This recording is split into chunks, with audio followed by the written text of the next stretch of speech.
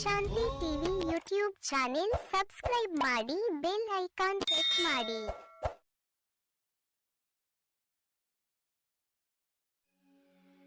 ಓಂ ಶಾಂತಿ. ನಾವೆಲ್ಲ ಆತ್ಮರು ಭ್ರೂ ಮಧ್ಯದಲ್ಲಿ ಸ್ಮೃತಿ ಸ್ವರೂಪರಾಗುತ್ತಾ ನಾವೆಲ್ಲ ಆತ್ಮರ ತಂದೆ ಪರಂಪಿತ ಶಿವ ತಂದೆಯನ್ನ ಪರಮಧಾಮದಲ್ಲಿ ಸ್ಮೃತಿ ಮಾಡಿಕೊಂಡು ಪ್ರಜಾಪಿತ ಬ್ರಹ್ಮ ತಂದೆ ಜಗದಂಬಾ ಸರಸ್ವತಿ ಮಮ್ಮ ತಾಯಿಯವರನ್ನ ಸೂಕ್ಷ್ಮವಾಗಿ ಸೂಕ್ಷ್ಮವತನದಲ್ಲಿ ಸ್ಮರಿಸಿಕೊಂಡು ಯಜ್ಞದ ಎಲ್ಲ ಆದಿರತ್ನರನ್ನ ನಿಮಿತ್ತ ಶಿಕ್ಷಕಿ ಅಕ್ಕಂದಿರನ್ನ ಸಮಸ್ತ ಈಶ್ವರಿಯ ಪರಿವಾರವನ್ನ ಸ್ಮೃತಿ ಮಾಡಿಕೊಂಡು ಪ್ರತಿದಿನದಂತೆ ಈ ದಿನವೂ ಸಹ ಈ ಒಂದು ಮುರಳಿ ಚಿಂತನೆಯಲ್ಲಿ ಭಾಗವಹಿಸಿ ಆಲಿಸುತ್ತಿರುವ ನನ್ನೆಲ್ಲ ಸಹೋದರಾತ್ಮರಿಗೆ ಆತ್ಮೀಯವಾದ ಸ್ವಾಗತ ಸುಸ್ವಾಗತ. ಈ ದಿನ ಜ್ಞಾನ ಮುರಳಿಯಲ್ಲಿ ಸ್ವಯಂ ಶಿವ ತಂದೆ ಅನೇಕ ಮಹಾವಾಕ್ಯಗಳನ್ನು ಕೊಟ್ಟಿದ್ದಾರೆ. ಅದರಲ್ಲೂ ವಿಶೇಷವಾಗಿ ವರದಾನವಿದೆ. ಆ ವರದಾನದ ಕುರಿತಾಗಿ ಸಂಕ್ಷಿಪ್ತವಾದ ಚಿಂತನೆಯನ್ನು ಮಾಡು. ಈ ದಿನದ ವರದಾನ न्यारेपन के अभ्यास के द्वारा फरिश्ता स्वरूप को साक्षात्कार कराने वाले ನಿರಂತರ ಸಹಜಯೋಗಿ ಭವ ಎನ್ನುವ ವರದಾನ ಕೊಟ್ಟಿದ್ದಾರೆ. ನ್ಯಾರೇಪನ್ ಕಾ ಅಭ್ಯಾಸ್ ಕೆ ದ್ವಾರ.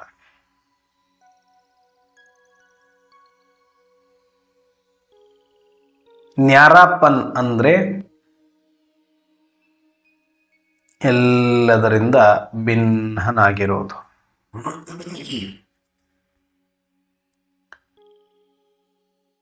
ಶರೀರದಿಂದ ನ್ಯಾರ, ಸಂಬಂಧಗಳಿಂದ ನ್ಯಾರ, ಸಂಪತ್ತಿನಿಂದ ನ್ಯಾರ, ಪದವಿಯಿಂದ ನ್ಯಾರ, ಹೆಸರು ಕೀರ್ತಿಯಿಂದ ನ್ಯಾರ. ಒಟ್ಟಾರೆ ಹೇಳಬೇಕು ಅಂದರೆ ಈ ಭೌತಿಕ ಜಗತ್ತಿನಿಂದ ನ್ಯಾರ, ಭಿನ್ನವಾಗಿರಬೇಕು. ಇದ್ದೂ ಇಲ್ಲದಂತೆ, ನೋಡಿ ನೋಡದಂತೆ, ಕೇಳಿ ಕೇಳದಂತೆ. ಈ ಭಿನ್ನತೆಯ ಅಭ್ಯಾಸದ ಮುಖಾಂತರ ಅಂತ ಹೇಳಿದರೆ ಸುಮ್ಮನೆ ಒಂದು ಸಲ ಅನ್ಕೊಂಡಿದ್ದು ಬಿಟ್ಟರೆ ಆಗುವುದಲ್ಲ. ಇದರ ಅಭ್ಯಾಸ, ಬಹಳ ಕಾಲದ ಅಭ್ಯಾಸ ಇರಬೇಕು. ಆಗ ನೀವು ಫರಿಸ್ತಾ ಸ್ವರೂಪವನ್ನು ಅನೇಕರಿಗೆ ಸಾಕ್ಷಾತ್ಕಾರ ಮಾಡಿಸ್ಲಿಕ್ಕೆ ಸಾಧ್ಯ. ಆವಾಗ ನೀವು ನಿರಂತರ ಸಹಜಯೋಗಿಗಳು ಆಗ್ತೀರಿ ಅಂತ ವರದಾನ ಕೊಟ್ಟಿದ್ದಾರೆ. ಈ ನ್ಯಾರ ಇರಬೇಕು ಅಂದರೆ ಏನು ಮಾಡಬೇಕು? ಎಲ್ಲರಿಗೂ ಇಷ್ಟ. ಯಾರಿಗೂ ಈ ಪ್ರಪಂಚದ ಜಂಜಾಟದಲ್ಲಿ ಸಿಕ್ಕಾಕಿಕೊಳ್ಳಬೇಕು ಅಂತ ಇಷ್ಟನೇ ಇಲ್ಲ. ಯಾರಿಗೂ ಇಷ್ಟ ಇಲ್ಲ. ಆದರೆ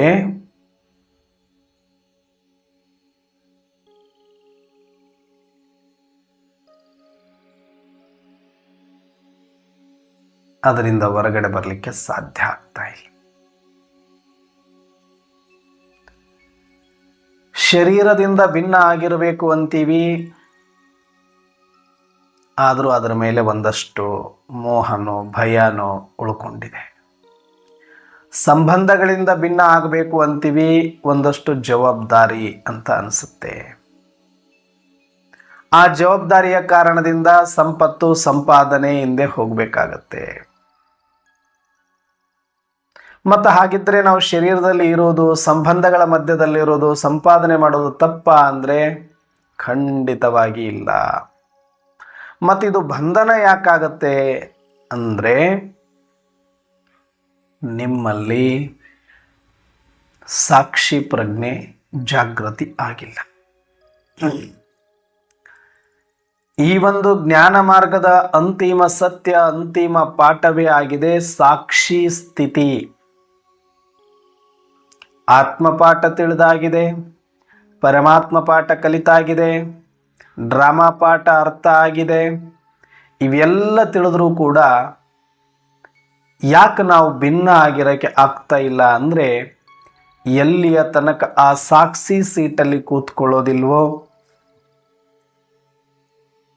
ಈ ನಾಟಕದಿಂದ ಹೊರಗಡೆ ಕುಳಿತು ನಾಟಕವನ್ನು ಎಲ್ಲಿಯ ತನಕ ವೀಕ್ಷಣೆ ಮಾಡುವುದಿಲ್ವೋ, ನಾಟಕದ ಒಳಗೆ ನಾವೊಬ್ಬರಾಗಿರೋದಕ್ಕಿಂತ ನಾಟಕದಿಂದ ಹೊರಗಡೆ ಬಂದು ಭಿನ್ನರಾಗಿ ವೀಕ್ಷಿಸುವ ಸಾಕ್ಷಿತನ ಎಲ್ಲಿ ತನಕ ಬರೋದಿಲ್ವೋ, ಅಲ್ಲಿಯ ತನಕ ನಾವು ಈ ನ್ಯಾರಾಪನ್ ಅಭ್ಯಾಸ ಆಗೋದಿಲ್ಲ. ಹೆಂಗಿರೋದು ಅಣ್ಣವರೇ ಸಾಕ್ಷಿ ಅಂದರೆ? ನಮ್ಮ ಕಣ್ಣಾರೆ ನೋಡ್ತಾ ಇದ್ದೀವಿ ಎಷ್ಟೆಲ್ಲ ಕೆಟ್ಟದ್ದು ನಡೀತಾ ಇದೆ, ಎಷ್ಟೆಲ್ಲ ತಪ್ಪುಗಳನ್ನು ಮಾಡ್ತಿದ್ದಾರೆ.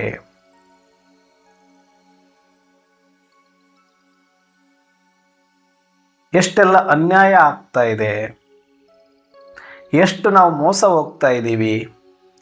ಇದೆಲ್ಲ ಹೇಗೆ ನಾವು ನೋಡದಂತೆ ಇರಲಿಕ್ಕೆ ಸಾಧ್ಯ?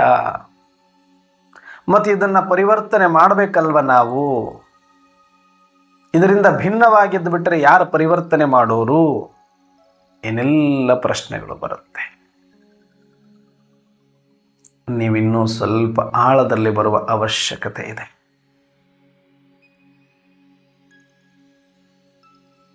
ಮನುಷ್ಯನ ಒಂದು ಹ್ಯೂಮನ್ ಬೀಯಿಂಗ್ ಹೇಗಿದೆ ಅಂದರೆ,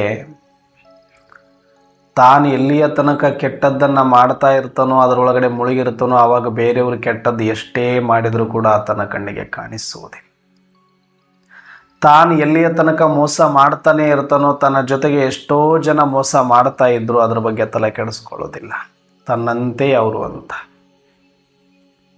ತಾನು ಎಲ್ಲಿಯ ತನಕ ಸುಳ್ಳು ಹೇಳ್ತಾನೆ ಇರ್ತಾನೆ, ಅಲ್ಲಿಯ ತನಕ ಬೇರೆಯವರು ಎಷ್ಟು ಸುಳ್ಳು ಹೇಳಿದರೂ ಕೂಡ ಅದರ ಬಗ್ಗೆ ತಲೆ ಕೆಡಿಸ್ಕೊಳ್ಳೋದಿಲ್ಲ.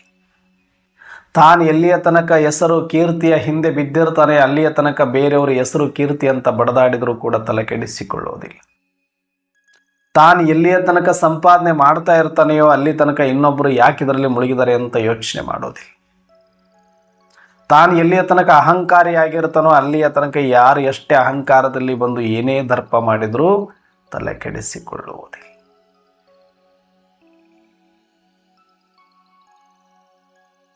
ಯಾಕಂದರೆ ತನ್ನನ್ನು ಸಮರ್ಥನೆ ಮಾಡಿಕೊಳ್ಳುವುದರಲ್ಲಿ ಈ ಜಗತ್ತಿನಲ್ಲಿ ಅತ್ಯಂತ ಬುದ್ಧಿಶಾಲಿ ಪ್ರಾಣಿ ಯಾವುದಾದರೂ ಇದ್ದರೆ ಅದು ಮನುಷ್ಯ.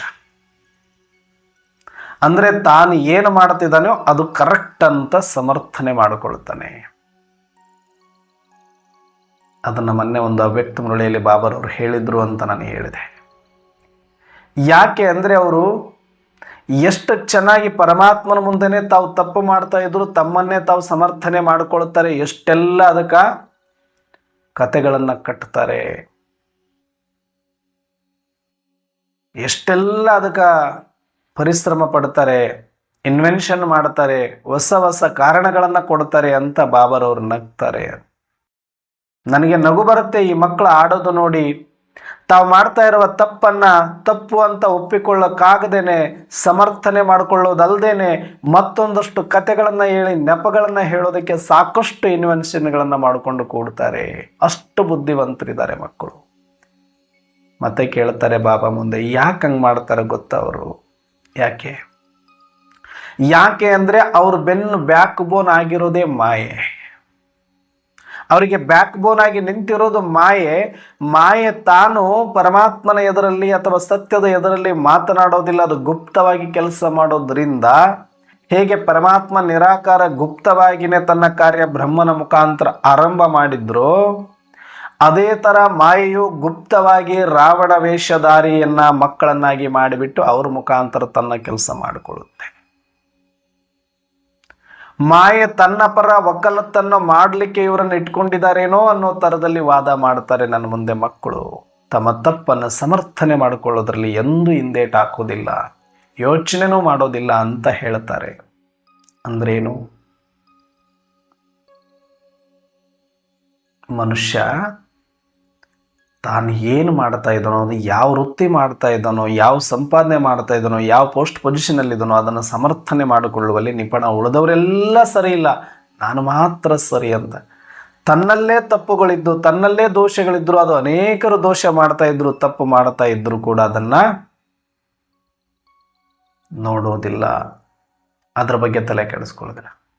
ಆದರೆ ಇಲ್ಲಿ ಬಂದ ಮೇಲೆ ಯಾಕೆ ಜಗತ್ತಿನ ಉದ್ಧಾರದ ಬಗ್ಗೆ ಇಷ್ಟೊಂದು ಮನುಷ್ಯನಿಗೆ ಪ್ರಜ್ಞೆ ಬಂದ್ಬಿಡುತ್ತೆ? ಸಮಾಜ ಸಮಾಜ ಸಮಾಜ. ಯಾಕಂದ್ರೆ ಮನುಷ್ಯನಿಗೆ ತಾನೊಬ್ಬನೇ ಏನೂ ಮಾಡಿ ಉಪಯೋಗ ಇಲ್ಲ ಅಂತ ಗೊತ್ತು. ತಾನೊಬ್ಬನೇ ಮಾಡೋದ್ರಲ್ಲಿ ಖುಷಿ ಇಲ್ಲ.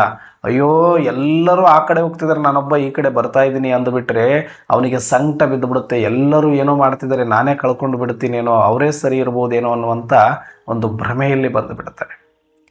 ಯಾವಾಗ ಪರಮಾತ್ಮನ ಜ್ಞಾನ ಸಿಕ್ಕು ಬ್ರಹ್ಮಕುಮಾರ ಆಗಿ ಒಂದಷ್ಟು ಸ್ಥೂಲ ನಿಯಮಗಳನ್ನು ಅಳವಡಿಸಿಕೊಂಡು ಸಾತ್ವಿಕ ಜೀವನದ ಕಡೆಗೆ ಮುಖ ಮಾಡಿ ಮೌಲ್ಯಯುತವಾಗಿ ಬದುಕಲಿಕ್ಕೆ ಸ್ವಲ್ಪ ಆರಂಭ ಮಾಡಿ ಒಂದು ಹೆಜ್ಜೆ ಇಟ್ಟರೆ ಸಾಕು, ಜಗತ್ತಿನಲ್ಲಿ ನನ್ನಷ್ಟು ಒಳ್ಳೆಯವನು ಯಾರೂ ಇಲ್ಲ ಅಂತ ತನಗೆ ತಾನು ಪೋಷಾಕ ಹಾಕೊಂಡ್ಬಿಡ್ತಾನೆ. ಜಗತ್ತಿನಲ್ಲಿ ನನ್ನಷ್ಟು ಶ್ರೇಷ್ಠ ಯಾರು ಇಲ್ಲ ಅಂತ ತನ್ನ ಬೆನ್ನ ತಾನು ಚಪ್ಪರಿಸ್ಕೊಂಡು ಅವಾಗ ಉಳಿದಿರೋರ್ನೆಲ್ಲ ಹೆಂಗೆ ನೋಡ್ತಾನೆ ಅಂದ್ರೆ, ಅಯ್ಯೋ ಇವರೆಲ್ಲ ಎಷ್ಟು ಬಡದಾಡ್ತಾರೆ, ಅಯ್ಯೋ ಇವರೆಲ್ಲ ಎಷ್ಟು ಮುಳುಗೋಗ್ಬಿಟ್ಟಿದ್ದಾರೆ, ಅಯ್ಯೋ ಇವರೆಲ್ಲ ಹಿಂಗೆಲ್ಲ ಆಡ್ತಿದ್ದಾರೆ, ಇವ್ರನ್ನೆಲ್ಲ ಯಾರು ಉದ್ಧಾರ ಮಾಡಬೇಕು, ಇವ್ರನ್ನೆಲ್ಲ ಯಾರು ಪರಿವರ್ತನೆ ಮಾಡಬೇಕು? ಯಾವಾಗಿನಿಂದ? ನಿನ್ನೆಯಿಂದ ತಾನು ಆರಂಭ ಮಾಡಿದ್ದಾನೆ, ಇವತ್ತೇ ಎಲ್ಲ ಪರಿವರ್ತನೆ ಆಗಿಬಿಡ್ಬೇಕು. ಮತ್ತೆ ಮೊನ್ನೆ ತನಕ ತಾನು ಇದನ್ನೇ ಮಾಡ್ತಾ ಇದ್ದಾಗ ಜಗತ್ತಿನ ಬಗ್ಗೆ ಇಲ್ಲ, ಅವತ್ತು ಜಗತ್ತು ಕೆಡ್ತಿರ್ಲಿಲ್ವಾ? ಅವತ್ತು ಸಮಾಜ ಹಾಳಾಗ್ತಿರ್ಲಿಲ್ವಾ? ಅಂದ್ರೆ ಏನು, ಮನುಷ್ಯನಿಗೆ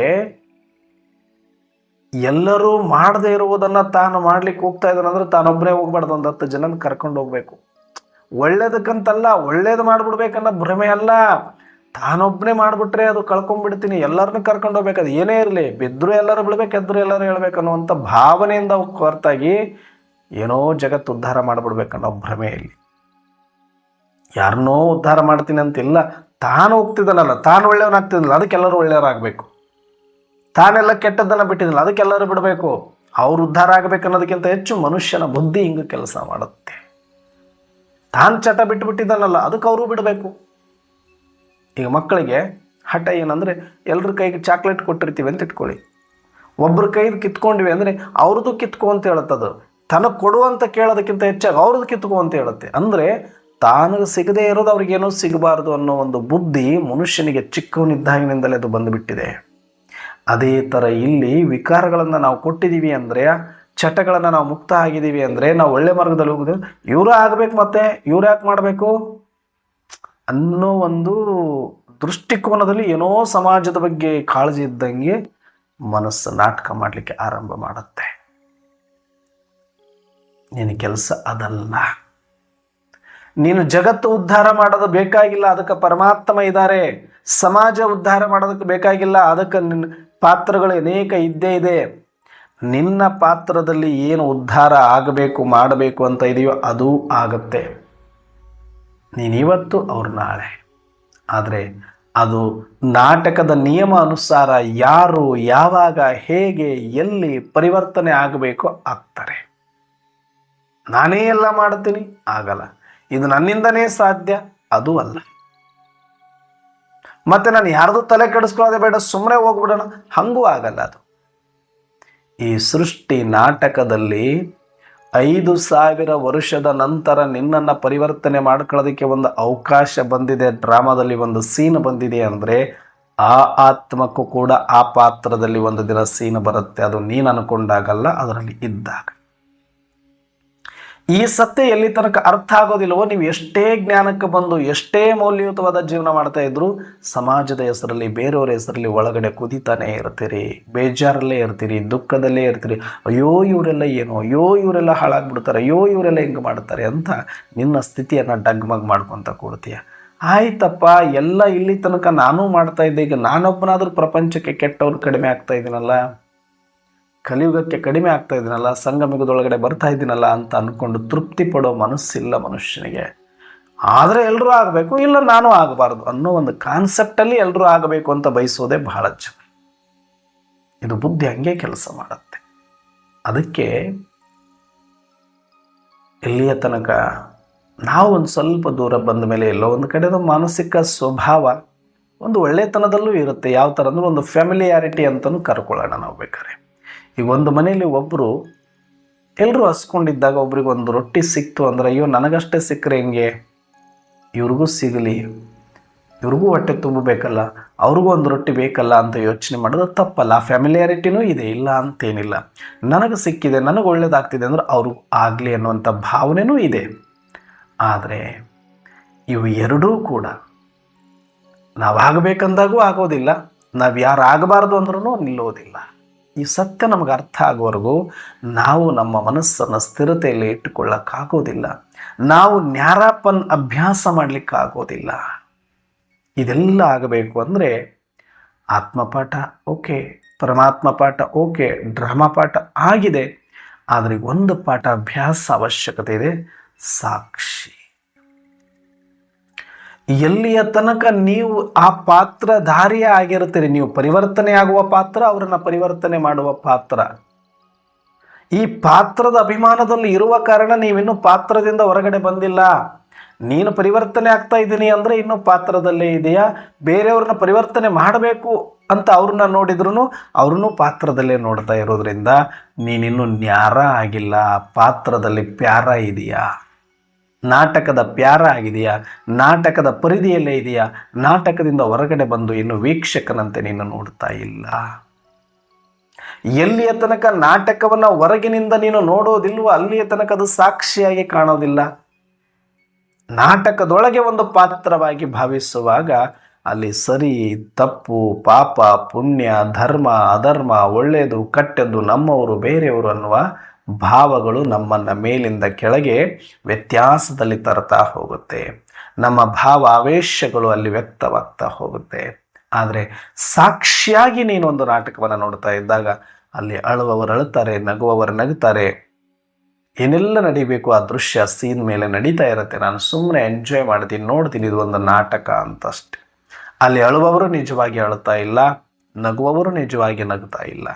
ಅಳುವುದೂ ಒಂದು ಅಭಿನಯ, ನಗುವುದೂ ಒಂದು ಅಭಿನಯ. ಅವರ ಸ್ಕ್ರಿಪ್ಟಲ್ಲಿ ಅದನ್ನು ವ್ಯಸನಿಗಳಿದ್ದರೆ ವ್ಯಸನಿಗಳ ಅಭಿನಯ, ದುರಾಚಾರಿಗಳಿದ್ದರೆ ದುರಾಚಾರಿಗಳ ಅಭಿನಯ, ಅಶಾಂತಿಯಲ್ಲಿದ್ದರೆ ಅಶಾಂತಿಯ ಅಭಿನಯ, ದುಃಖದಲ್ಲಿದ್ದರೆ ದುಃಖದ ಅಭಿನಯ, ದಾರಿದ್ರ್ಯದಲ್ಲಿದ್ದರೆ ದಾರಿದ್ರ್ಯದ ಅಭಿನಯ. ಇದು ಅಭಿನಯನೇ. ಹೇಗೋ ಹಾಗೆ ನೀನು ಮೌಲ್ಯಯುತ ಜೀವನ ಮಾಡ್ತಾ ಇದೆಯಾ, ಅದು ಅಭಿನಯ. ಸಾತ್ವಿಕ ಜೀವನ ಮಾಡ್ತಾ ಇದೆಯಾ, ಅದು ಅಭಿನಯ. ಯೋಗಿ ಜೀವನ ಮಾಡ್ತಾ ಇದೆಯಾ, ಅದು ಅಭಿನಯ. ಒಂದು ಸೀನಲ್ಲಿ ಈ ದೃಶ್ಯಗಳು ನಡೀತಾ ಇದೆ. ಒಂದು ಕಡೆ ಸಾತ್ವಿಕರಿದ್ದಾರೆ, ಇನ್ನೊಂದು ಕಡೆ ವ್ಯಭಿಚಾರಿಗಳಿದ್ದಾರೆ.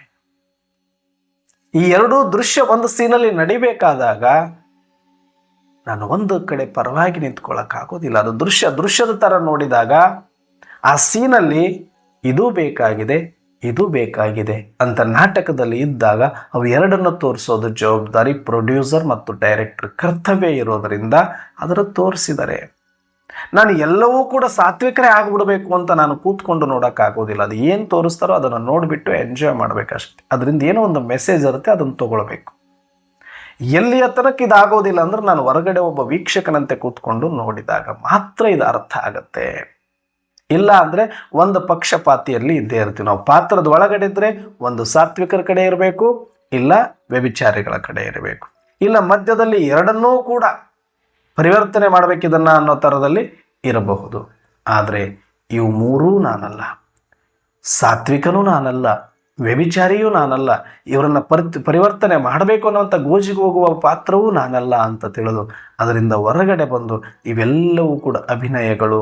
ಆದರೆ ಅಲ್ಲೆಲ್ಲರೂ ಅಭಿನಯಿಸುವಂಥ ಪಾತ್ರಧಾರಿಗಳು ಬೇರೆಯೇ ಇದ್ದಾರೆ.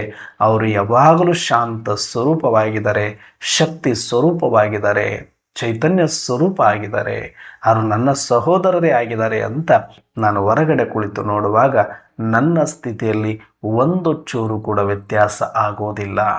ನಾನು ಅಂತರ್ಮುಖಿಯಾಗಿ ಆತ್ಮಿಕ ಸ್ಮೃತಿಯಲ್ಲಿ ನ್ಯಾರದಿಂದ ಸಾಕ್ಷಿ ಸೀಟಲ್ಲಿ ಕೂತ್ಕೊಂಡು ನೋಡುವಾಗ ಮಾತ್ರನೇ ಈ ನಾಟಕದ ಪ್ರತಿಯೊಂದು ದೃಶ್ಯವನ್ನು ನ್ಯಾರದಿಂದ ನೋಡಲಿಕ್ಕೆ ನನಗೆ ಸಾಧ್ಯ. ಅದರ ಎಫೆಕ್ಟ್ ಯಾವುದೂ ನನಗಾಗೋದಿಲ್ಲ. ಯಾವ ನಾಟಕದ ಪ್ರತಿಯೊಂದು ದೃಶ್ಯ, ಪ್ರತಿಯೊಂದು ವ್ಯಕ್ತಿ, ಪ್ರತಿಯೊಂದು ಸೀನಿಂದನೂ ನನ್ನ ಪ್ರಭಾವಕ್ಕೆ ಒಳಪಡಿಸುವುದಿಲ್ಲ. ನಾನು ಸದಾ ಸ್ವಭಾವದಲ್ಲೇ ಇರಲಿಕ್ಕೆ ಸಾಧ್ಯ ಯಾವಾಗ ನಾನು ಸಾಕ್ಷಿಯಾಗಿ ನೋಡ್ತೇನೆ. ಯಾಕಂದರೆ ಒಟ್ಟಾರೆಯಾಗಿ ಈ ಸೃಷ್ಟಿಯ ನಾಟಕವನ್ನು ನೋಡಬೇಕು ನಾನು. ಒಟ್ಟಾರೆಯಾಗಿ ಎಲ್ಲಿಂದ ನೀವು ಸತ್ಯುಗದಿಂದ ಆರಂಭ ಮಾಡಿದರೆ ಸಂಗಮ ಯುಗದ ಅಂತಿಮದ ತನಕ ಟೋಟಲ್ 5,000 ವರ್ಷದ ಒಂದು ನಾಟಕವನ್ನು ಹೊರಗಡೆ ಕೂತ್ಕೊಂಡು ಬಿಡಿಸ್ತಾ ಇದ್ದೇನೆ. ಈಗ ಫಸ್ಟ್ ಸೀನ್ ನೋಡಿದ್ದು ನಾನು ಸತ್ಯುಗದ ಸೀನ್ ಮುಗೀತು, ತ್ರೇತಾದ ಸೀನ್ ಮುಗೀತು, ದ್ವಾಪರದ ಸೀನ್ ಮುಗೀತು, ಕಲಿಯುಗದ ಸೀನ್ ಮುಗಿತಾ ಇದೆ, ಸಂಗಮ ಸೀನ್ ಬೇರೆ ಆರಂಭ ಆಗಿದೆ. ಇವೆರಡರ ಸೀನ್ಗಳು ಒಟ್ಟೊಟ್ಟಿಗೆ ನಡೀತಾ ಇದೆ. ಒಂದು ಕಡೆ ಸಂಗಮ ಯುಗದ ಸೀನ್ರಿ ಬರ್ತಾ ಇದೆ, ಇನ್ನೊಂದು ಕಡೆ ಕಲಿಯುಗದ ಸೀನ್ರಿ ಬರ್ತಾ ಇದೆ. ಕಲಿಯುಗದ ಸೀನ್ರಿಯಲ್ಲಿ ಏನು ತೋರಿಸ್ಲಿಕ್ಕಾಗುತ್ತೆ ನಾಟಕಕ್ಕೆ ಒಬ್ಬ ಡೈರೆಕ್ಟ್ರಿಗೆ? ಅಲ್ಲಿ ಕೊಲೆ, ಸುಲಿಗೆ, ಮೋಸ, ಅಸೂಯೆ, ದುಃಖ, ದಾರಿದ್ರ್ಯ, ಸಾವು, ನೋವು, ನರಳಾಟ, ಹೊರಳಾಟವನ್ನೇ ತೋರಿಸಬೇಕು. ಅದನ್ನು ಮಸ್ತಾಗಿ ತೋರಿಸ್ಬೇಕಾಗತ್ತೆ, ಅದ್ಧೂರಿಯಾಗಿಯೇ ತೋರಿಸ್ಬೇಕಾಗತ್ತೆ. ಯಾಕಂದರೆ ನಾಟಕ ಎಷ್ಟು ಸಿನಿಮಾ ಅದು ಬಜೆಟ್ ಇರುತ್ತೋ ಅಷ್ಟು ಕ್ವಾಲಿಟಿಯಲ್ಲಿ ಅದನ್ನು ತೋರಿಸಲೇಬೇಕಾಗತ್ತೆ. ಅಳುವುದನ್ನೂ ತುಂಬ ಚೆನ್ನಾಗಿ, ದುಃಖ ಪಡುವುದನ್ನು ತುಂಬ ಚೆನ್ನಾಗಿ ತೋರಿಸ್ತಾರೆ. ಇನ್ನೊಂದು ಸೀನಲ್ಲಿ ಯೋಗಿ ಜೀವನ, ಸಾತ್ವಿಕ ಜೀವನ ಇತ್ತು ಅಂದರೆ ಇದನ್ನು ತುಂಬ ರಾಯಲ್ ಆಗಿ ತುಂಬ ಚೆನ್ನಾಗಿ ತೋರಿಸ್ತಾರೆ. ನಾನು ಎರಡೂ ಸಮಾನವಾಗಿ ನೋಡಬೇಕು ಅಂದರೆ ಒಬ್ಬ ವೀಕ್ಷಕನಾಗಿ ಹೊರಗಡೆಯಿಂದ ಸಾಕ್ಷಿ ಸೀಟಲ್ಲಿ ಕೂತ್ಕೊಂಡು ನೋಡಬೇಕು. ಈ ನಾಟಕಕ್ಕೆ ಅದು ಬೇಕಾಗಿದೆ. ಅಂತಿಮ ಒಂದು ಸೀನರಿ ಕಳೆ ಕಟ್ಟೋದಕ್ಕಾಗಿ ಈ ಸಂಗಮ ಮತ್ತು ಈ ಒಂದು ಕಲಿಯುಗದ ಈ ಎರಡರ ಒಂದು ಸನ್ನಿವೇಶಗಳು ಬಹಳ ಘೋರವಾಗಿ ಒಂದೇ ದೃಶ್ಯದಲ್ಲಿ ಕಂಡಾಗ ಒಂದು ಕಡೆ ಪರಮಶಾಂತಿ, ಒಂದು ಕಡೆ ಅಶಾಂತಿ, ಒಂದು ಕಡೆ ಶಕ್ತಿ ಸ್ವರೂಪ, ಒಂದು ಕಡೆ ನಿಶಕ್ತ ಸ್ವರೂಪ, ಒಂದು ಕಡೆ ಪ್ರಸನ್ನತೆ, ಇನ್ನೊಂದು ಕಡೆ ಕಂಗಾಲು, ಒಂದು ಕಡೆ ಆರೋಗ್ಯವಂತ ಜೀವನ, ಒಂದು ಕಡೆ ಪೂರ್ತಿ ರೋಗಿ ಜೀವನ, ಒಂದು ಕಡೆ ಮೌಲ್ಯಯುತ ಜೀವನ, ಒಂದು ಕಡೆ ಭ್ರಷ್ಟಾಚಾರ. ಇದೆಲ್ಲವನ್ನು ಒಟ್ಟೊಟ್ಟಿಗೆ ನೋಡುವಂಥ ಭಾಗ್ಯ ಈ ಸಂಗಮ ಯುಗದಲ್ಲಿ ಮಾತ್ರ. ಅದನ್ನು ಕೂತ್ಕೊಂಡು ಎಂಜಾಯ್ ಮಾಡಬೇಕು ಅಂತಂದರೆ ನಾನು ಸಾಕ್ಷಿ ಸೀಟಲ್ಲಿ ಕೂತ್ಕೊಳ್ಬೇಕು. ಆಗ ನ್ಯಾರಾಪನ್ ಆಗ್ತೇನೆ ನಾನು. ಆಗ ಎಷ್ಟು ಇದು ಅಭ್ಯಾಸ ಆಗ್ತಾ ಹೋಗುತ್ತೋ ಅಷ್ಟು ಆನಂದವೇ ಆನಂದ ಇದೆ. ನಿಜಕ್ಕೂ ಯಾವಾಗ ಈ ಸಾಕ್ಷಿ ಸೀಟಲ್ಲಿ ಕೂಡುವ ಅಭ್ಯಾಸವನ್ನು ನಾನು ಮಾಡಿಕೊಂಡೆ, ಇದು ಎಷ್ಟು ಆನಂದ ಕೊಡ್ತಾ ಇದೆ ಅಂದರೆ ಇಷ್ಟೂ ವರ್ಷಗಳ ಎಷ್ಟೆಲ್ಲ ಜ್ಞಾನದಲ್ಲಿ ಕ್ಲಾರಿಟಿ ಸಿಕ್ಕ ಮೇಲೂ ಅದು ಇವತ್ತು ಈ ಸೀಟಲ್ಲಿ ಕೂಡ್ಲಿಕ್ಕೆ ಯಾಕೆ ಆಗ್ತಾ ಇದೆ ಅಂತಂದರೆ, ಈ ಸೀಟ್ ನನಗೆ ಯಾಕೆ ಇಷ್ಟ ಆಗ್ತಾ ಇದೆ ಸಾಕ್ಷಿ ಸೀಟ್ ಅಂದರೆ, ನನಗೆ ಆತ್ಮದ ಜ್ಞಾನದ ಕಂಪ್ಲೀಟ್ ಕ್ಲಾರಿಟಿಗಾಗಿ ಅಷ್ಟೆಲ್ಲ ವರ್ಷಗಳು ಏನೆಲ್ಲ ನಾವು ಪರದಾಡಿದ್ವಿ, ಅದು ಏನು ಪರಮಾತ್ಮ ನಮಗೆ ಕರುಣಿಸಿದರು, ಆ ಆತ್ಮದ ಬಗ್ಗೆ ಸಂಪೂರ್ಣ ಕ್ಲಾರಿಟಿ ಏನು ಸಿಕ್ತು, ಅದರ ಪ್ರತಿಫಲ. ಪರಮಾತ್ಮನ ಬಗ್ಗೆ ಏನೆಲ್ಲ ಸಂಶಯಗಳಿತ್ತು ಅದರ ಬಗ್ಗೆ ಯಥಾರ್ಥ ಒಂದು ಕ್ಲಾರಿಟಿ ಸಿಕ್ತು, ಅದರ ಒಂದು ಪ್ರತಿಫಲ. ಮತ್ತು ಈ ಸೃಷ್ಟಿಯ ನಾಟಕದ ಜಗತ್ತಿನ ಪರಿವರ್ತನೆಯ ನಿಯಮಗಳು ಏನಿತ್ತು ಇದರ ಬಗ್ಗೆ ಒಂದು ಸಂಪೂರ್ಣ ಕ್ಲಾರಿಟಿ ಡ್ರಾಮಾ ಬಗ್ಗೆ ಪರಮಾತ್ಮ ಕೊಟ್ಟಿರೋದ್ರಿಂದ ಅದರ ಕ್ಲಾರಿಟಿಯ ಪ್ರತಿಫಲ. ಒಟ್ಟಾರೆ ಆತ್ಮ, ಪರಮಾತ್ಮ, ಪ್ರಕೃತಿಯ ಈ ಸೃಷ್ಟಿ ನಾಟಕದ ಸಂಪೂರ್ಣ ಸಮಯ ಮತ್ತು ನಿಯಮದ ಜ್ಞಾನದ ಆಧಾರದ ಮೇಲೆ ಇವತ್ತು ನಾನು ಸಾಕ್ಷಿಯ ಸೀಟಲ್ಲಿ ಕೂಡಲಿಕ್ಕೆ ಸಾಧ್ಯ. ಒಂದು ವೇಳೆ ಡೈರೆಕ್ಟ್ ಸಾಕ್ಷಿಯಲ್ಲಿ ಕೂಡ್ತೀನಿ ಅಂದ್ರೂ ಸಾಧ್ಯ ಇಲ್ಲ. ಆತ್ಮದ ಜ್ಞಾನದ ಬಗ್ಗೆ ಮಾಹಿತಿ ಕ್ಲಿಯರ್ ಆಗಿರಬೇಕು, ಪರಮಾತ್ಮನ ಬಗ್ಗೆ ಕ್ಲಾರಿಟಿ ಇರಬೇಕು, ಡ್ರಾಮದ ಬಗ್ಗೆ ಕ್ಲಾರಿಟಿ ಇರಬೇಕು, ಅದರ ಮೇಲೆ ನಿಶ್ಚಯ ಇರಬೇಕು. ಎಷ್ಟು ಆತ್ಮನಿಶ್ಚಯ, ಎಷ್ಟು ಪರಮಾತ್ಮ ನಿಶ್ಚಯ, ಅಷ್ಟೇ ಡ್ರಾಮಾದ ಮೇಲೆ ನಿಶ್ಚಯ ಬಂದ ಮೇಲೆ ಅದಕ್ಕೆ ಆತ್ಮಬಿಂದು, ಪರಮಾತ್ಮ ಬಿಂದು, ಡ್ರಾಮಾ ಬಿಂದು ಈ ಮೂರನ್ನು ಒಂದೇ ಲೈನಲ್ಲಿ ಯಾವುದು ಹೆಚ್ಚು ಯಾವುದು ಕಡಿಮೆ ಅಂತ ಅನ್ನಿಸಬಾರ್ದು. ಡ್ರಾಮಾ ಬಲೆ ಪರಿವರ್ತನೆ ಪುನರಾವರ್ತನೆ ಆಗ್ಬೋದು, ಸತೋರಜೋ ತಮೋದಲ್ಲಿ ಏನೇ ನಡೆಯಬಹುದು. ಎಷ್ಟು ವ್ಯಾಲ್ಯೂ ಅಂದರೆ ಎಷ್ಟು ಆತ್ಮಕ್ಕಿದೆಯೋ ಎಷ್ಟು ಪರಮಾತ್ಮನಿಗಿದೆಯೋ ಅಷ್ಟೇ ವ್ಯಾಲ್ಯೂ. ಆ್ಯಸ್ ಇಟ್ ಈಸ್ ನಡೀತಾ ಇದೆ. ಏನು ನಡಿಬೇಕು ಅದೇ ನಡೀತಾ ಇದೆ, ಏನು ನಡಿಬಾರ್ದು ಅನ್ನೋದಿಲ್ಲ. ಎಲ್ಲದರಲ್ಲೂ ಕಲ್ಯಾಣ ಸಮಾವೇಶ, ಎಲ್ಲವೂ ಪರ್ಫೆಕ್ಟ್ ಆಗಿದೆ ಡ್ರಾಮಾ, ಎಲ್ಲವೂ ಅಕ್ಯುರೇಟ್ ಆಗಿದೆ ಡ್ರಾಮಾ, ಎಲ್ಲವೂ ಹೂಬಹು ಆಗಿದೆ ಡ್ರಾಮಾ, ಎಲ್ಲವೂ ನಿರ್ದೋಷವಾಗಿದೆ ಡ್ರಾಮಾ ಅಂತ ನನಗೆ ಡ್ರಾಮದ ಬಗ್ಗೆ ಯಾವಾಗ ಪರಮಾತ್ಮನಷ್ಟೇ ನಿಶ್ಚಯ ಬರುತ್ತೋ, ಡ್ರಾಮಾದಲ್ಲಿ ಒಂದೇ ಒಂದು ಸಂಶಯವೂ ನನಗಿರುವುದಿಲ್ವೋ, ಆಗ ಮಾತ್ರ ನಾನು ಆ ಮೂರು ಬಿಂದುಗಳನ್ನು ಆಧಾರವಾಗಿಟ್ಟುಕೊಂಡು ಒಂದು ಸರಳ ರೇಖೆಯನ್ನು ಮಾಡಿ ನಾನು ಸಾಕ್ಷಿಷ್ಟಲ್ಲಿ ಕೂತ್ಕೊಳ್ಳಲಿಕ್ಕೆ ಸಾಧ್ಯ ಆಗುತ್ತೆ. ಇವತ್ತು ಅದೆಲ್ಲದರ ಒಟ್ಟಾರೆ ಪ್ರತಿಫಲ ಸಾಕ್ಷಿ ಸೀಟು ಸುಮ್ಮನೆ ಸ್ಮೃತಿ ಮಾಡಿಕೊಂಡ ತಕ್ಷಣವೇ ಏನು ನಡೆದರೂ ನನಗೆ ಪರಕ್ಕೆ ಬೀಳ್ತಾ ಇಲ್ಲ. ಬೆಳಗ್ಗೆ ಎದ್ದಾಗಿನಿಂದ ರಾತ್ರಿಯ ತನಕ ಸಾಧ್ಯವಾದಷ್ಟು ಆ ಸೀಟಲ್ಲಿ ಕೂತ್ಕೊಂಡು ನೋಡಲಿಕ್ಕೆ ಇಷ್ಟಪಡ್ತೀನಿ. ಅದು ಸಾವು ನೋವು ಏನು ಬೇಕಾದರೂ ಆಗಿರ್ಬೋದು, ಪರ ವಿರೋಧ ಏನು ಬೇಕಾದರೂ ಆಗಿರ್ಬೋದು, ನಾನು ಅಂದ್ಕೊಂಡದಕ್ಕೆ ವಿರೋಧವಾಗಿ ಏನು ಬೇಕಾದರೂ ಆಗಿರ್ಬೋದು, ಹೊಗಳಿಕೆ ತೆಗಳಿಕೆ ಏನು ಬೇಕಾದರೂ ಆಗಿರಬಹುದು, ಏನು ಬೇಕಾದರೂ ಆಗಿರ್ಬೋದು, ಎಲ್ಲವೂ ಸಾಕ್ಷಿ. ಯಾಕಂದ್ರೆ ಸೂಟ್ ಆಗೋಗಿರೋ ಫಿಲ್ಮ್, ಅವ್ರಿಗೆ ಆ ಕ್ಯಾರೆಕ್ಟರ್ ಕೊಟ್ಟಿದ್ದಾರೆ ಡ್ರಾಮಾದಲ್ಲಿ, ಅವ್ರಿಗೆ ಆ ಪಾರ್ಟ್ ಇದೆ, ಅದಕ್ಕೆ ಗೌರವ ಕೊಡಬೇಕು ನಾನು. ಅವ್ರು ಮೋಸ ಮಾಡ್ತಾರೋ, ವಂಚನೆ ಮಾಡ್ತಾರೋ, ಮತ್ತೊಂದು ಮಾಡ್ತಾರೋ. ಅವ್ರವ್ರ ಪಾರ್ಟಿಗೆ ಅವ್ರವ್ರಿಗೆ ಸ್ಕ್ರಿಪ್ಟ್ ಸಿಕ್ಕಿದೆ ಅದಕ್ಕೆ ಮಾಡ್ತಿದ್ದಾರೆ. ನನಗೆ ಸಿಕ್ಕಿದ್ರು ನಾನು ಮಾಡಬೇಕಾಗಿತ್ತಲ್ಲಪ್ಪ. ಸ್ಕ್ರಿಪ್ಟಿಗೆ ಬೆಲೆ ಕೊಡಬೇಕಲ್ಲ. ಡ್ರಾಮಾ ಪರ್ಫೆಕ್ಟ್ ಅಲ್ವಾ? ನಾನೊಬ್ಬ ಆ್ಯಕ್ಟರ್ ಆಗಿ ಯಾವುದು ರೇಪಿಸ್ಟ್ ಪಾತ್ರ ಕೊಟ್ಟರು ಮಾಡ್ತೀವಿ ಅಲ್ಲ ಸಿನಿಮಾದಲ್ಲಿ, ಹಾಗೆ ಅವರಿಗೆ ಆ ಪಾತ್ರ ಕೊಟ್ಟ ಮೇಲೆ ಅವ್ರು ಮಾಡಬೇಕಲ್ಲ. ಒಳಗಿರುವ ಆತ್ಮ ರೇಪಿಸ್ಟ್ ಅಲ್ಲ, ಪಾತ್ರಧಾರಿದೇನು ತಪ್ಪಿಲ್ಲ. ಸ್ಕ್ರಿಪ್ಟಲ್ಲಿ ಅಭಿನಯ ಮಾತ್ರ ಮಾಡಿರೋದು ಅವನ. ರಿಯಲ್ ಆಗಿ ರೇಪ್, ರಿಯಲ್ ಆಗಿ ಮೋಸ, ರಿಯಲ್ ಆಗಿ ವಂಚನೆ ಇಲ್ಲ. ಸ್ಕ್ರಿಪ್ಟಲ್ಲಿ ಏನಿದೆಯೋ ಅದಕ್ಕೆ ಅಭಿನಯ ಮಾಡಿದ್ದಾನೆ ಅನ್ನುವಂಥ ಸತ್ಯ ಗೊತ್ತಾದಾಗ ಎಲ್ಲ ಆತ್ಮರ ಬಗ್ಗೆ ಆತ್ಮಗೌರವ ಜಾಸ್ತಿ ಆಗತ್ತೆ. ಆತ್ಮರನ್ನು ನೋಡುವ ದೃಷ್ಟಿ ಬೇರೆ ಆಗುತ್ತೆ.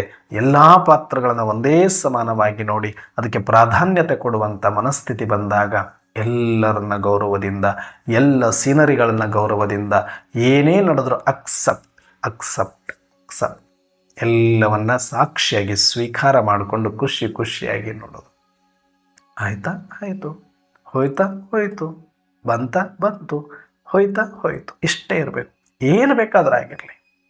ನಾನಂತೂ ಬೆಳಗ್ಗೆ ಎದ್ದಾಗಿನಿಂದ ಆ ಸೀಟಲ್ಲಿ ಕೂತ್ಕೊಂಡು ರಾತ್ರಿ ಮಲಗುವ ತನಕ ಏನೆಲ್ಲ ಒಂದು ದಿನದಲ್ಲಿ ನನ್ನ ಸ್ಕ್ರಿಪ್ಟಲ್ಲಿ ಏನೆಲ್ಲ ಸೀನ್ಗಳು ಬರುತ್ತೆ, ಬಹಿರಂಗದಲ್ಲೂ ಅಂತರಂಗದಲ್ಲೂ ಸಾಕ್ಷಿಯಾಗಿ ನೋಡೋದು ಅಭ್ಯಾಸ ಮಾಡ್ಕೊಳ್ಳಿ.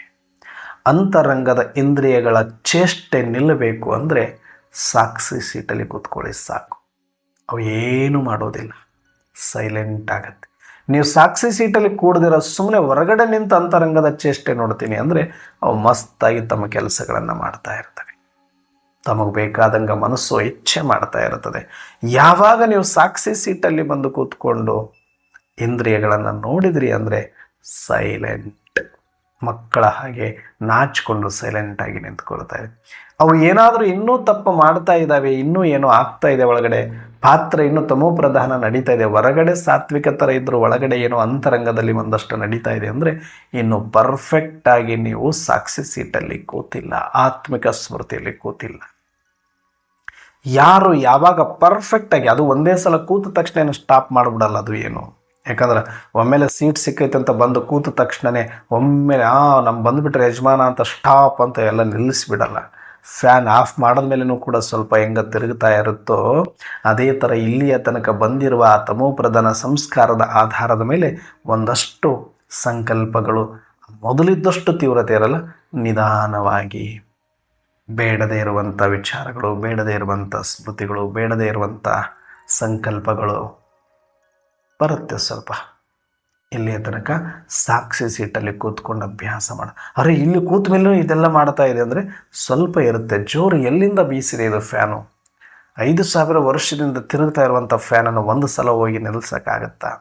ನೀವು ಸೀಟಲ್ಲಿ ಕೂತ್ಕೊಳ್ಳಿ, ಸ್ವಿಚ್ ಆಫ್ ಆಗುತ್ತೆ, ಸ್ಮೃತಿ ವಿಸ್ಮೃತಿ ಆಗುತ್ತೆ ಪಾತ್ರದ್ದು. ಸ್ವಿಚ್ ಆಫ್ ಆದಮೇಲೆ ಎಷ್ಟು ತಿರುಗಬೇಕು ಅಷ್ಟೇ ತಿರುಗುತ್ತೆ. ಆದರೆ ಅಷ್ಟು ಅದೇ ಸ್ಪೀಡಲ್ಲಿ ತಿರುಗೋದಿಲ್ಲ. ನಿಧಾನಕ್ಕೆ ತಿರುಗ್ತಾ ನಿಂತು ಬಿಡುತ್ತೆ. ಆ ನಿಲ್ಲೋದನ್ನು ನೋಡೋದಕ್ಕೆ ಸಾಕ್ಷಿ ಸೀಟಲ್ಲಿ ಕೂತ್ಕೋಬೇಕು. ಅದಕ್ಕೆ ನಮ್ಮದೇ ಒಳಗಡೆ ಪಾತ್ರವನ್ನು ನಾನು ನೋಡೋಕೆ ಮನಸ್ಸು ಏನು ಕೆಲಸ ಮಾಡ್ತದೆ, ಮನಸ್ಸಿಂದ ಏನು ಪಾತ್ರ ನಡೀತದೆ, ಬುದ್ಧಿದ ಏನು ಪಾತ್ರ ನಡೀತಾ ಇದೆ, ಸಂಸ್ಕಾರದ ಏನು ಪಾತ್ರ ನಡೀತಾ ಇದೆ, ಏನು ಸಂಕಲ್ಪಗಳು ಬರ್ತಾ ಇದೆ, ಏನು ಎಕ್ಸ್ಪೀರಿಯನ್ಸ್ ಆಗ್ತಾ ಇದೆ, ಏನು ನೋಡ್ತಾ ಇದೆ ಮನಸ್ಸು. ಸುಮ್ಮನೆ ನಮ್ಮ ಪಾತ್ರವನ್ನು ನಾವು ವೀಕ್ಷಣೆ ಮಾಡೋದು. ಹೇಳಿದ್ನಲ್ಲ ನಾನು, ಸ್ವಿಚ್ ಆಫ್ ಆಗೋಗಿದೆ.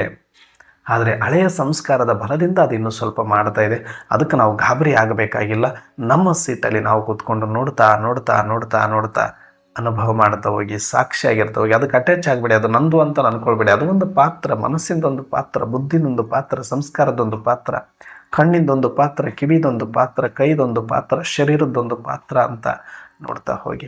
ಹೇಗೆ ನಮ್ಮ ಶರೀರದೊಳಗಡೆ ಬೇಡ ಅಂದರೂ ಕೂಡ ಈಗ ಹೃದಯ ಕೆಲಸ ಮಾಡ್ತಾ ಇಲ್ವಾ, ಕಿಡ್ನಿ ಕೆಲಸ ಮಾಡ್ತಾ ಇಲ್ವಾ, ಲಿವರ್ ಕೆಲಸ ಮಾಡ್ತಾ ಇಲ್ವಾ, ಲಂಗ್ಸ್ ಕೆಲಸ ಮಾಡ್ತಾ ಇಲ್ವಾ, ಈ ಥರ ಸಾವಿರಾರು ಅಂಗಾಂಗಗಳು ಒಳಗಡೆ ನಿರಂತರ ಕೆಲಸ ಮಾಡ್ತಾ ಇದ್ದಾಗ ಒಂದ್ಸಲ ಸಾಕ್ಷಿಯಾಗಿ ನೋಡಿ, ಎಷ್ಟು ಅದ್ಭುತವಾದ ಕೆಲಸ ನಡೀತಾ ಇದೆಯಲ್ಲ.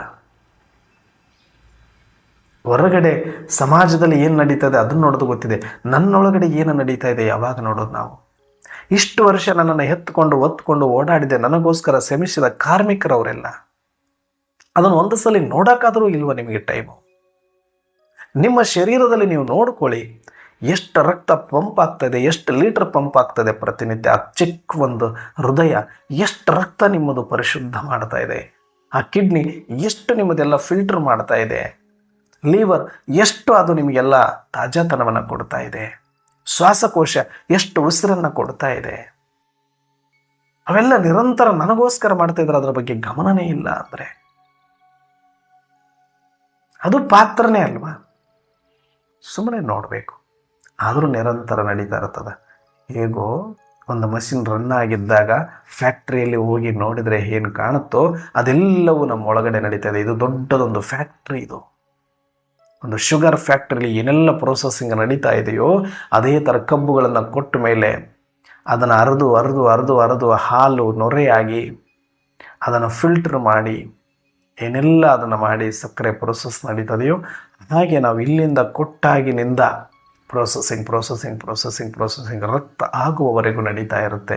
ಅದನ್ನು ನೋಡಬೇಕಲ್ಲ ಒಂದು ಸಲ. ಆ ಸಿಸ್ಟಮ್ ಯಾವ್ಯಾವ ಪ್ರೋಸೆಸ್ ಹೆಂಗೆ ಆಗ್ತಾ ಇದೆ ಅಂತ ಗೊತ್ತಿಲ್ಲ ನಮಗೆ. ಸ್ವಲ್ಪ ಸೈನ್ಸ್ ಮಾಡಿದವರಿಗೆ, ಅನಾಟಮಿ ಇದ್ರ ಬಗ್ಗೆ ತಿಳ್ಕೊಂಡಿರೋರಿಗೆ ಗೊತ್ತಿರುತ್ತೆ. ಆದರೆ ಸುಮ್ಮನೆ ಕಲ್ಪನೆ ಮಾಡ್ಕೊಳ್ಳಿ, ಗೊತ್ತಿರುವಷ್ಟು ನಡೀತಾ ಇದೆ ತಾನೆ. ಇದ್ರೊಳಗಡೆ ಏನಾದರೂ ಹೆಚ್ಚು ಕಡಿಮೆ ಆದರೂ ನಿನಗೆ ಹೆಚ್ಚು ಕಡಿಮೆ, ಅದರೊಳಗಡೆ ಹೊರಗೆ ಸಾಕಷ್ಟು ಏನು ಬೇಕಾದ್ರಾಗಲಿ ನಿನಗೆ ಹೆಚ್ಚು ಕಡಿಮೆ ಇಲ್ಲ. ಹೇಗೋ ಹಾಗೆ ಸಾಕ್ಷಿ ಸೀಟಲ್ಲಿ ಕೂತ್ಕೊಂಡು ಹೊರಗಡೆ ಸಮಾಜ ಹಂಗಾಗ್ತದೆ ಹಿಂಗಾಗ್ತದೆ ಅಂತ ಕಾಣಿಸ್ತಾ ಇದೆ. ಆದರೆ ನಿನ್ನ ಮನಸ್ಸಲ್ಲಿ ಏನು ನಡೀತಾ ಇದೆ, ನಿನ್ನ ಬುದ್ಧಿಯಲ್ಲಿ ಏನು ನಡೀತಾ ಇದೆ, ನಿನ್ನ ಸಂಸ್ಕಾರದಲ್ಲಿ ಏನು ನಡೀತಾ ಇದೆ, ನಿನ್ನ ಕಣ್ಣಲ್ಲಿ ಏನು ನಡೀತಾ ಇದೆ, ನಿನ್ನ ಕಿವಿಯಲ್ಲಿ ಏನು ನಡೀತಾ ಇದೆ, ಇದು ನೋಡ್ಕೊಳ್ಬೇಕು ಅಂದರೆ ಸಾಕ್ಷಿ ಸೀಟಲ್ಲಿ ಕೂತ್ಕೋಬೇಕು. ಅಲ್ಲಿ ಕೂತ್ಕೊಳ್ಳಿ. ಪಾತ್ರದ ವಿಸ್ಮೃತಿ ಆಗುತ್ತೆ. ಇದು ಒಂದು ಪಾತ್ರ ಅಂತ ನೋಡ್ತಾ ಹೋಗಿ ಏನೋ ಅದರಲ್ಲಿ ಇಂಟರ್ಫಿಯರ್ ಆಗಬೇಡಿ. ಮತ್ತೆ ಅಯ್ಯೋ ಇಷ್ಟು ಕೆಟ್ಟ ಆಲೋಚನೆಗಳು ಬರ್ತಾ ಇದೆ, ಇಂತಿಂಥ ಸ್ಮೃತಿಗಳು ಬರ್ತಾಯಿದೆ, ನನ್ನೊಳಗೆ ಇಂಥ ಸಂಸ್ಕಾರ ಐತಿ. ಎಲ್ಲ ಮಾಡಿದವರೇ ನಾವು, ಏನೂ ಬಿಟ್ಟವರಿಲ್ಲ. ಅತಿ ಹೆಚ್ಚು ತಮೋ ಪ್ರಧಾನಿಗಳು ನಾವೇ, ಅತಿ ಹೆಚ್ಚು ದೊಡ್ಡ ವಿಕಾರಿಗಳು ನಾವೇ. ಯಾರೂ ಸಾಧ್ಯ ಇಲ್ಲ. ಬ್ರಹ್ಮನಿಂದ ಹಿಡಿದು ಎಲ್ಲರೂ ಕೂಡ ಅತಿ ತಮೋಪ್ರಧಾನ ಆದಮೇಲೆ ನಿಮ್ಮ ಹತ್ರ ನಾನು ಬಂದಿದ್ದೀನಿ. ಅತಿ ಜಲ್ದಿ ಪ್ರಪಂಚದಲ್ಲಿ ವಿಕಾರಿಗಳಾಗವರೇ ನೀವು, ತಮೋಪ್ರಧಾನಕ್ಕೆ ವಶವಾಗವರೇ ನೀವು. ನಿಮ್ಮಿಂದನೇ ಪ್ರಪಂಚ ಕೆಟ್ಟಿರೋದು ಅಂತಲೇ ಪರಮಾತ್ಮ ಹೇಳ್ತಾರೆ. ಅಂದರೆ ಡ್ರಾಮಾ ಅನುಸಾರ ಮೊಟ್ಟ ಮೊದಲಿಗೆ ನಾವು ಬಂದಿರೋದ್ರಿಂದ ಸತೋ ಮುಗಿದು ರಜ ಮುಗಿದು ತಮೋ ನಮ್ಮದೇ ಮೊದಲು ಆರಂಭ ಆಗೋದ್ರಿಂದ ನಮ್ಮಿಂದನೇ ಕೆಡ್ತಾ ಹೋಗುತ್ತೆ ಮತ್ತು ನಮ್ಮಿಂದನೇ ಒಳ್ಳೆಯದಾಗ್ತಾ ಹೋಗುತ್ತೆ. ಇದು ಒಂದು ಸೈಕಲ್ ಅಷ್ಟೆ. ಎಲ್ಲರೂ ಕೆಟ್ಟಿರೋರೇ ನಾವು, ಯಾರು ಸ್ವಚ್ಛ ಬಟ್ಟೆ ಇರಲಿಲ್ಲ, ಎಲ್ಲರೂ ಮಸಿ ಬಟ್ಟೆನೇ ನಾವು. ವಿಸ್ಮೃತಿ ಆಯಿತು ಪಾತ್ರದಂದಾಗ ಅದು ನಿಲ್ಲಿಸುತ್ತೆ ತನ್ನ ಮಸಿ ಹಚ್ಕೊಳ್ಳೋದನ್ನು ಅಷ್ಟೆ. ಅದರ ಸ್ಪೀಡ್ ಕಡಿಮೆ ಆಗ್ತಾ ಬರುತ್ತೆ. ನೋಡ್ಬೇಕು ನಿಂತ್ಕೊಂಡು. ಈಗ ನೋಡೋಕೆ ನಿಂತ ಮೇಲೆ ನನ್ನ ಆತ್ಮಿಕ ಸ್ಮೃತಿ ಬಂದ ಮೇಲೆ ನಾನೊಬ್ಬ ಪಾತ್ರಧಾರಿ, ನಾನು ಪಾಪ ಮಾಡಲಿಕ್ಕೆ ಬಂದವನಲ್ಲ, ಪಾತ್ರ ಮಾಡಲಿಕ್ಕೆ ಬಂದವನನ್ನುವ ಆ ಪಾತ್ರಧಾರಿಯ ಸ್ಮೃತಿಯಲ್ಲಿ ನಿಂತ್ಕೊಂಡು ಸಾಕ್ಷಿಯಾಗಿ ನೋಡಿ ಎಷ್ಟು ಚೆನ್ನಾಗಿ ಮನಸ್ಸು ಪಾತ್ರ ಮಾಡಿದೆ, ಎಷ್ಟು ಚೆನ್ನಾಗಿ ಬುದ್ಧಿ ಪಾತ್ರ ಮಾಡಿದೆ, ಎಷ್ಟು ಚೆನ್ನಾಗಿ ಸಂಸ್ಕಾರ ಪಾತ್ರ ಮಾಡಿದೆ, ಎಷ್ಟು ಚೆನ್ನಾಗಿ ಕಣ್ಣು ಕಾರ್ಯ ಮಾಡ್ತದೆ, ಎಷ್ಟು ಚೆನ್ನಾಗಿ ಕಿವಿ ಕಾರ್ಯ ಮಾಡಿದೆ, ಎಷ್ಟು ಚೆನ್ನಾಗಿ ಒಳಗಿನ ಶರೀರದ ಅಂಗಾಂಗಗಳು ಕಾರ್ಯನಿರ್ವಹಿಸ್ತಾ ಇದೆ. ಸಾಕ್ಷಿಯಾಗಿ ನೋಡೋದು. ಹಾಗೆ ಹೊರಗಿನ ಪ್ರಪಂಚದಲ್ಲಿ ಏನೇನು ನಡೀತಾ ಇದ್ರೂ ಸಾಕ್ಷಿಯಾಗಿ ನೋಡಿ. ಇದು ಅಭ್ಯಾಸ ಮಾಡ್ಕೊಂಬಿಟ್ರಿ ಅಂದರೆ ಎಷ್ಟು ಮಜಾ ಇದೆ. ಇದನ್ನೂ ಚೇಂಜ್ ಮಾಡ್ಕೊಳ್ಬೇಕಂತ ಹೋಗಬೇಡಿ, ಇದನ್ನು ಚೇಂಜ್ ಮಾಡ್ಕೊಳ್ಬೇಕಂತ ಹೋಗಬೇಡಿ. ನೀವು ಯಾವಾಗ ಸಾಕ್ಷಿ ಸೀಟಲ್ಲಿ ಕೂತಿದ್ರಿ ಅಂತ ತಿಳ್ಕೊಳ್ಳಿ, ಅವತ್ತೇ ನಿಮ್ಮ ಕಲಿಯುಗದ ಪಾರ್ಟ್ ಮುಗೀತು. ತಮೋ ಪ್ರಧಾನ ಪಾರ್ಟ್ ಚಾಪ್ಟರ್ ಲಾಸ್ಟ್ ಪೇಜಲ್ಲಿ ಬಂದಿದ್ದೀರಿ. ಇನ್ನೇನಿದ್ರು ಸಣ್ಣ ಪುಟ್ಟ ಆಫ್ ಆದಮೇಲೆ, ಫ್ಯಾನ್ ಸ್ವಿಚ್ ಆಫ್ ಆದಮೇಲೆ ಏನು ಸ್ವಲ್ಪ ತಿರುಗುತ್ತೋ ಅಷ್ಟು ಮಾತ್ರ ಉಳ್ಕೊಂಡಿರುವಾಗ ನೀವು ಸಾಕ್ಷಿ ಸೀಟಲ್ಲಿ ಕೂಡ್ತೀರಿ. ಅಲ್ಲಿಂದ ಬರೋದೆಲ್ಲ ತುಂಬ ಕಡಿಮೆ ಕಡಿಮೆ ಕಡಿಮೆ. ಒಂದೇ ಸಲಕ್ಕೆ ಸ್ಟಾಪ್ ಆಗಲಿಲ್ಲ ಅಂದ್ರೂ ಸಂಕಲ್ಪಗಳ ತೀವ್ರತೆ, ವಿಕಾರಗಳ ತೀವ್ರತೆ ಪೂರ್ತಿ ಕಡಿಮೆ ಆಗ್ತಾ ಆಗ್ತಾ ಆಗ್ತಾ ಆಗ್ತಾ ಜೀರೋ ಆಗುತ್ತೆ. ಯಾವಾಗ ಜೀರೋ ಆಗುತ್ತೆ ಅದನ್ನು ನೋಡ್ತಾ ನೋಡ್ತಾ ನೋಡ್ತಾ ನೋಡ್ತಾ ಹೋಗಬೇಕು. ಆವಾಗ ಹೊರಗಿನ ಪ್ರಪಂಚದಲ್ಲಿ ಏನೇ ನಡೆದ್ರೂ ಒಳಗಡೆನೂ ಕೂಡ ಏನೇ ನಡೆದ್ರೂ ನೀವು ಸಾಕ್ಷಿಯಾಗಿರ್ತೀರಿ. ಎಲ್ಲವೂ ಒಂದು ಪಾತ್ರ ಅಷ್ಟೇ ಅಂತ ನೋಡ್ತೀರಿ.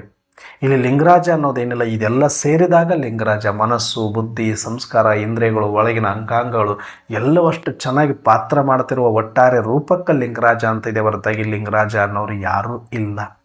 ನಾನು ಮಾಡ್ತಾ ಇದ್ದೀನಿ ಪಾತ್ರ, ನಾನೇನು ಮಾಡ್ತಾ ಇದ್ದೀನಿ ಪಾತ್ರ, ಮನಸ್ಸು ನಾನಲ್ಲ, ಬುದ್ಧಿ ನಾನಲ್ಲ, ಸಂಸ್ಕಾರ ನಾನಲ್ಲ, ಇಂದ್ರಿಯಗಳು ನಾವಲ್ಲ, ಅವಯವಗಳು ನಾವಲ್ಲ, ಅಂಗಾಂಗಗಳು ನಾವಲ್ಲ, ಅವೆಲ್ಲ ಒಟ್ಟಾರೆ ಸೇರಿ ಒಂದು ಫ್ಯಾಕ್ಟರಿಯಾಗಿ ಕೆಲಸ ಮಾಡಿದ ಒಂದು ರೂಪಕ್ಕೆ ಒಂದು ಫ್ಯಾಕ್ಟರಿ ಹೆಸರಿದು. ಎಲ್ಲ ಆರೋಪ ಒಂದು ಫ್ಯಾಕ್ಟರಿ ಹೆಸರಿನ ಮೇಲೆ ಇಟ್ಟುಬಿಟ್ರೆ ಹೆಂಗಾಗತ್ತೆ? ಇಲ್ಲ, ಯಾವಾಗ ಏನು ನಡಿಬೇಕದು ನಡೀತಾ ಇರುತ್ತೆ. ಅದಕ್ಕೆ ಹೊರಗಿನ ಪ್ರಪಂಚದಲ್ಲೂ ಎಲ್ಲವೂ ಪರ್ಫೆಕ್ಟ್, ಒಳಗಿನ ಪ್ರಪಂಚದಲ್ಲೂ ಎಲ್ಲವೂ ಪರ್ಫೆಕ್ಟ್. ಇಲ್ಲಿ ಲಿಂಗರಾಜ ಅನ್ನೋದು ಒಂದು ಪಾತ್ರದ ಅನೇಕ ಪಾತ್ರಧಾರಿಗಳ ಒಟ್ಟಾರೆ ಒಂದು ಡ್ರಾಮದ ಹೆಸರದು, ಒಂದು ಸ್ಕ್ರಿಪ್ಟಿನ ಹೆಸರದು. ಇದು ಲಿಂಗರಾಜಂದೇ ಒಂದು ನಾಟಕ. ಹಾಗೆ ಪ್ರತಿಯೊಂದು ಆತ್ಮದ್ದೇ ಒಂದು ನಾಟಕ ಈ ಬ್ರಹ್ಮಾಂಡದ ನಾಟಕದೊಳಗಡೆ ಇದೆ. ನನ್ನೊಳಗಡೆ ಸತ್ಯದಿಂದ ಆರಂಭವಾಗಿ ತಮೋದ ತನಕ, ಸಂಗಮದ ತನಕ ನನ್ನದೇ ಒಂದು ನಾಟಕ ಇದೆ. ನನ್ನ ನಾಟಕವನ್ನು ನಾನು ನೋಡಬೇಕು. ಸತ್ಯಯುಗದಲ್ಲೂ ಮಾಡಿದ್ದು, ತ್ರೇತಾದಲ್ಲೂ ಮಾಡಿದ್ದು, ದ್ವಾಪರದಲ್ಲೂ ಮಾಡಿದ್ದು, ಕಲಿಯುಗದಲ್ಲಿ ಮಾಡಿದ್ದು, ಈಗ ಸಂಗಮಯುಗದಲ್ಲಿ ಎಲ್ಲ ಪಾತ್ರ ನನ್ನದೇ ಒಂದು ಸೀನ್ರಿ, ನನ್ನದೇ ಒಂದು ನಾಟಕ ಇದು ಅಂತ ನಾನು ಸಾಕ್ಷಿಯಾಗಿ ನೋಡಕ್ಕೆ ಬಂದರೆ ನಾನು ಅಭಿನಯಿಸಿದ ರೋಲ್ಗಳಂತ ಹೆಮ್ಮೆ ಪಟ್ಕೊಂಡು ಡ್ರಾಮಕ್ಕಾಗಿ ನನ್ನನ್ನು ನಾನು ಡೆಡಿಕೇಶನ್ ಮಾಡಿಕೊಂಡಿದ್ದೀನಿ. ಡ್ರಾಮಾ ಏನು ಡಿಮ್ಯಾಂಡ್ ಮಾಡಿದೆಯೋ ಅದನ್ನು ನಾನು ಮಾಡಿದ್ದೀನಿ. ವಾರೇ ಮೈ ಆತ್ಮ ಅಂತ ನನಗೆ ನಾನು ಬೆನ್ನು ಚಪ್ಪರಿಸಿಕೊಂಡು ಖುಷಿಯಾಗಿ ಯಾವಾಗ ನನ್ನನ್ನು ನಾನು ಪ್ರೌಡ್ ಫೀಲ್ ಮಾಡ್ತೀನಿಯೋ ಹಾಗೆ ಪ್ರತಿಯೊಂದು ಆತ್ಮದ ಒಂದೊಂದು ಸ್ಕ್ರಿಪ್ಟು ಪ್ರತಿಯೊಂದು ಆತ್ಮಕ್ಕೂ ಇದೆ. ಅವರು ಕೂಡ ಸತ್ವರಜತಮದ ಪಾತ್ರಗಳನ್ನು ಯಾವಾಗ ಹೇಗೆ ಅಭಿನಯಿಸಬೇಕು ಹಾಗೆ ನಾನು ತಮೋಪ್ರಧಾನ ಪಾತ್ರ ಮುಗಿಸಿದ್ದೀನಿ. ಅವರು ಮುಗಿಸುವಂಥ ಸಮಯ ಬರುತ್ತೆ. ನಂದು ಮುಗಿದಿದೆ ಅಂದ ಮಾತ್ರಕ್ಕೆ ಅವ್ರು ಕೆಟ್ಟವರು, ನಾನು ಒಳ್ಳೆಯವನಂತಲ್ಲ. ನಂದು ಮುಗಿದಿದೆ ಅಂದಮೇಲೆ ಅವ್ರದ್ದು ಮುಗಿಯುತ್ತೆ. ಹಾಗಾಗಿ ಯಾವ ಪಾತ್ರಧಾರಿಗಳು ಕೂಡ ಇಲ್ಲಿ ದೋಷಗಳಿಲ್ಲ. ಯಾವದಲ್ಲಿ ದೋಷ ಇಲ್ಲ. ದೋಷ ಇರೋದು ಸೃಷ್ಟಿಯಲ್ಲ, ನನ್ನ ದೃಷ್ಟಿಯಲ್ಲಿ. ಹಾಗಾಗಿ ಈಗ ಸಾಕ್ಷಿ ದೃಷ್ಟಿಯಲ್ಲಿ ನಾನು ಕೂತ್ಕೊಂಡ್ಬಿಟ್ರೆ ನಾನು ನ್ಯಾರ. ಈ ನ್ಯಾರಾಪನ ಅಭ್ಯಾಸ ಮಾಡ್ತಾ ಹೋದರೆ ಫರಿಸ್ತಾ ರೂಪದ ಸಾಕ್ಷಾತ್ಕಾರವನ್ನು ಮಾಡಿಸ್ತೀರಿ. ಇಡೀ ಜಗತ್ತು ನಿಮ್ಮನ್ನು ಅಶರೀರಿ ಸ್ಥಿತಿಯಲ್ಲಿ, ಫರಿಸ್ತಾ ಸ್ವರೂಪದಲ್ಲಿ, ನ್ಯಾರ ಸ್ಥಿತಿಯಲ್ಲಿ. ಯಾಕಂದರೆ ಈ ಜಗತ್ತಿನ ಯಾವುದೇ ಅಂತರಂಗದಿಂದಲೂ ಯಾವುದೇ ಪ್ರಭಾವ ಆಗೋದಿಲ್ಲ, ಬಹಿರಂಗದಲ್ಲಿ ನಡೆದರೂ ಏನೂ ಪ್ರಭಾವ ಆಗೋದಿಲ್ಲ. ನಿಮ್ಮ ಸ್ವಭಾವದಲ್ಲಿ ಇದ್ದಾಗ ನೀವು ನಿರಂತರ ಸಹಜಯೋಗಿ ಆಗ್ತೀರಿ ಅಂತ ಹೇಳಿದರೆ, ಹಾಗಾಗಿ ನಾವೆಲ್ಲರೂ ಕೂಡ ಆ ರೀತಿಯಾದ ನಿರಂತರ ಸಹಜ ಯೋಗಿಗಳಾಗೋಣ ಅಂತ ಹೇಳ್ತಾ ಇಂಥ ಸುಂದರವಾದ ವರದಾನವನ್ನು ಕೊಟ್ಟಿರುವ ಪರಮಾತ್ಮ ಶಿವತಂದೆಗೆ ಕೋಟಿ ಧನ್ಯವಾದಗಳನ್ನು ಅರ್ಪಿಸಿ ಇವತ್ತಿನ ಚಿಂತನೆಯನ್ನು ಮುಕ್ತಾಯ ಮಾಡೋಣ. ಅಚ್ಚ. ಓಂ ಶಾಂತಿ.